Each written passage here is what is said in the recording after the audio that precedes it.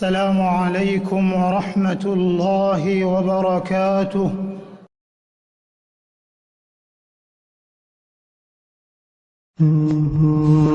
يا أمة محمد، ماذا قدمتم لإخوانكم؟ أما قال الله عن محمد صلى الله عليه وسلم والأتباع: محمد رسول الله والذين معه أشداء على الكفار رحماء بينهم. أليس نبينا صلى الله عليه وسلم هو الذي قال: الراحمون يرحمهم الرحمن؟ أليس هو الذي قال: ارحموا من في الأرض يرحمكم من في السماء؟ ارحموا من في الأرض يرحمكم من في السماء. يروى أنه صلى الله عليه وسلم قال: أيما مسلم كسى مسلما ثوبا على عري كساه الله من خضر الجنة، وأيما مسلم أطعم مسلما على جوع أطعمه الله تعالى يوم القيامة من ثمار الجنة، وأيما مسلم سقى مسلما على ظمأ سقاه الله تعالى يوم القيامة من الرحيق المختوم. فلما سمع الصادقون هذا الكلام من نبيهم واستشعروا الأجر والثواب تسابقوا وحبوا لإنقاذ وإطعام المسلمين. أخرج صاحب الدر المنضود أنه أصاب الناس قحط في خلافة أبي بكر رضي الله عنه، فلما اشتد بالناس الأمر جاءوا إلى الصديق وقالوا: يا خليفة رسول الله، يا خليفة رسول الله صلى الله عليه وسلم، إن السماء لم تمطر وإن الأرض لم تنبت وقد توقع الناس الهلاك، فماذا تصنع؟ قال: انصرفوا واصبروا فإني أرجو أن يكون الفرج قريب. فلما أصبحوا خرجوا من بيوتهم على أصوات قافلة من 1000 بعير محملة برا وزيتا ودقيقا، فأناخت بباب عثمان رضي الله عنه، فجاء إليه التجار فقال: ما تريدون؟ قالوا: إنك تعلم ما نريد. قال: كم تربحونني؟ قالوا: الدرهم بدرهمين. قالوا: أعطيت أكثر. قالوا: 4. قالوا: أعطيت أكثر. قالوا: 5. قالوا: أعطيت أكثر.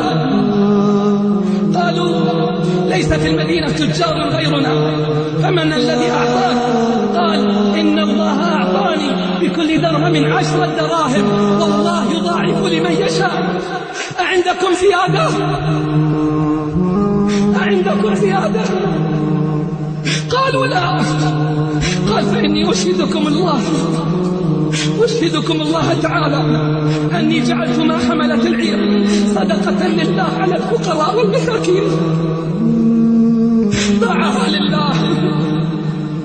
باعها لله والله اشترى، جعلها في بطون الجائعين وكبود المساكين، جعلها للأرامل والأيتام والمساكين. فأين لنا بمثل عثمان؟ أين لنا بمثل عثمان الذي اشترى بأمواله رضا رب العالمين، فأطعم الطعام وواسى الأرامل والأيتام. والله إن قيمة ثوب أو حقيبة واحدة من مستلزمات الأصباح تكفي لإنقاذ عائلة مسلمة منكوبة لتقف على قدميها. وأنا والله لا أبحث عن النساء، ولكن أقول بأعلى الصوت: أين الرجال؟ أين الشباب؟ أين تجار المسلمين؟ أين أغنياءهم؟ أين سياح أسبانيا وسويسرا وباقي المنتجعات السياحية؟ أين هم عن سياحة دعوية في صحراء أفريقيا؟ ثم ثم أنقذوا إخوانكم، أنقذوا إخوانكم قبل أن تسبقكم عصابات التنصير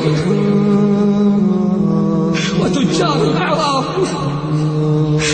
كم يتقطع القلب وأنت ترى البؤساء ولا تستطيع أن تصنع لهم شيئا.